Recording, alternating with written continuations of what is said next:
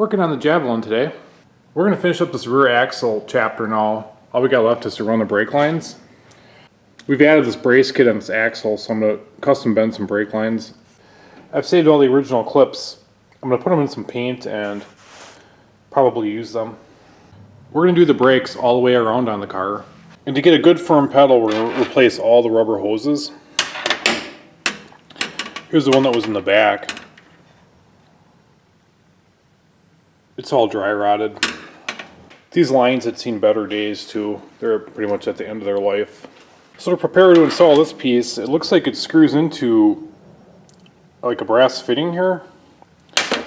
So I'm going to wire wheel this off with the old hoses still attached and then see what we got.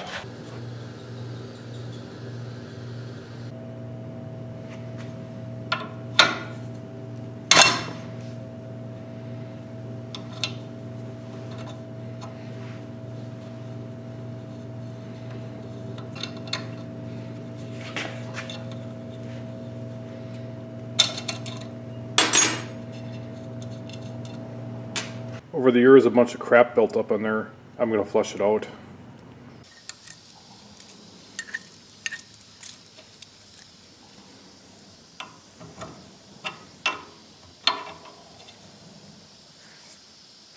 That bolt holds the block.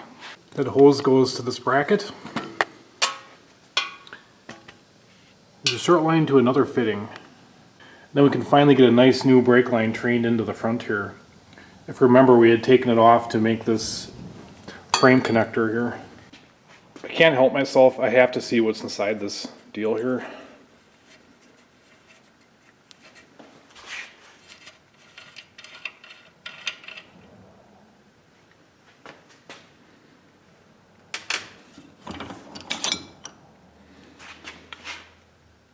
I wonder if it's like a moisture trap. Looks like there's some crud in there. Yeah. Looks like there's a seal here. There's an O-ring on here. I'm just going to clean it up and throw it back together. So I'm making some brake lines here, and for some reason I bought stainless end fittings. We'll try them out and see how they work. We're going to make a brake line here, replace this guy. You got to leave the end straight here so I can get it into the brake flaring tool. So here it is. This deal is a brake quip. It was the best one I could find at the time, and I got my die in there. But we're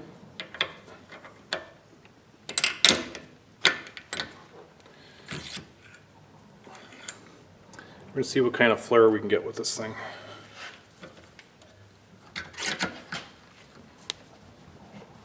Flip her back to operation 1. Let's switch sides. Here we go. Switch it to operation 2.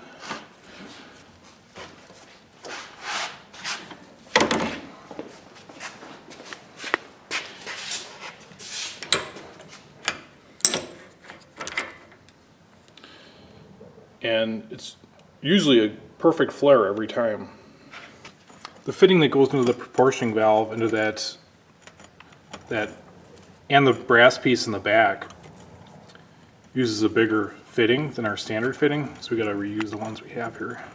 All right, so double flaring, 3/16 line. That's a brake clip. What do I have going on with this pin? Do I have it too tight first? All right, there we go. Okay, that's flush there. It's tight, so that's 1/4 inch up 1. Here's 3/16 up 1.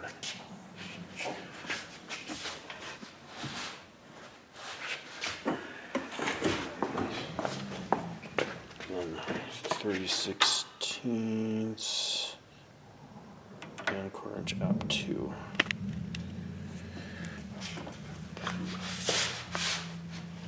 I think that's it. See how that looks.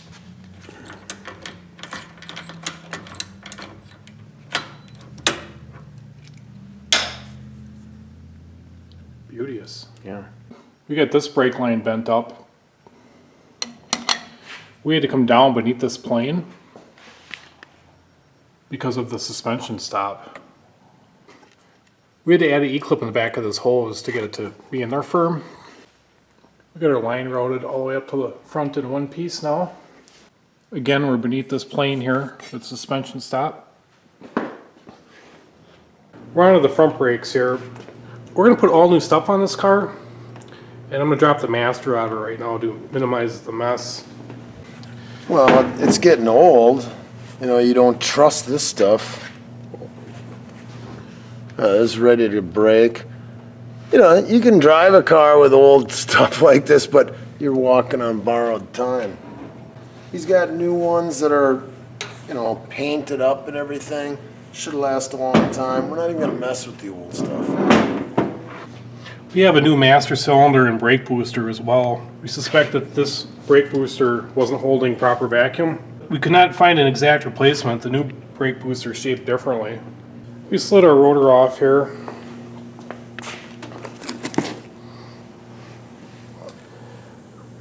We probably could have got these cut, but we got some nice new thick ones so we can stand on them pretty good. Anytime I change rotors, I change bearings. We got all new Timken taper roller bearings. So we're going to pound out whatever race that is and put in the Timken races. Chucked up our bearing driver set in the lathe. We've made it fit the races.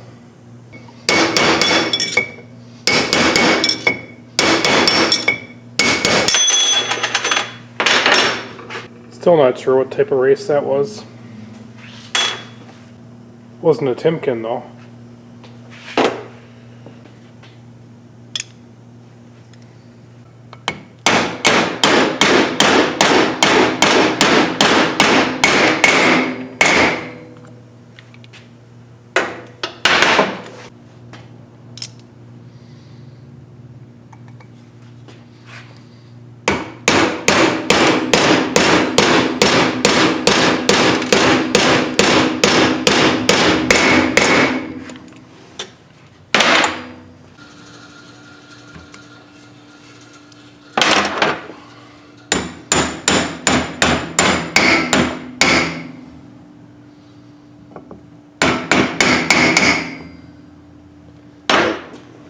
Excellent.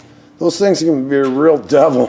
Trying to find a socket big enough to go all the way around it is a trick. So I just took out the brake booster, and now we can get at this line. This is for our front brakes. And it goes to a T right here, splits off for each front wheel. This line actually goes to the proportioning valve, but the other side goes to the driver's side front wheel. So we're gonna get our line lock between here and the master somehow. Prior to this owner occupying this vehicle, somebody had updated this. So these brake lines are actually off of the 74. And when we're working on this count, normally they'd be a solid disc, and these are vented. And this caliper is kind of a pain in the butt to work on. And the hard line, after we had it all the way on, you got to try getting it started, but the trunnion is in the way. So we had to take it all the way off, get that on.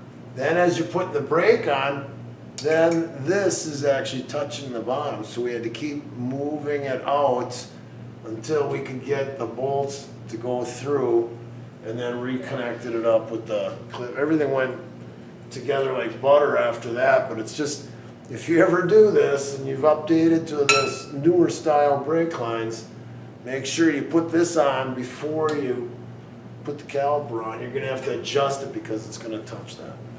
And another thing to be careful of, this is sharp sheet metal. Don't ever spin this and take your fingers off. But I mean, it was really hurting just to do that. Well, it's safe. And this is a good, you know, they crimped here. Before it was all cracked around there. This is multiple layers of, you know, they use vinyl, and it's got to be strong reinforced. And if you had ours was all cracked up, we could have slammed on the brakes because somebody pulled out in front of us and had a blowout and no brakes. So it's really smart to change these things anytime you get an old car. Since we got this all apart here, We're gonna toss in one of these line locks. It's a cheap guy, like 60 bucks. To install it, we gotta screw in some pipe to flare fittings to accept the brake line. Kind of fast forwarding here, we got everything installed. Got that line lock tucked up underneath there.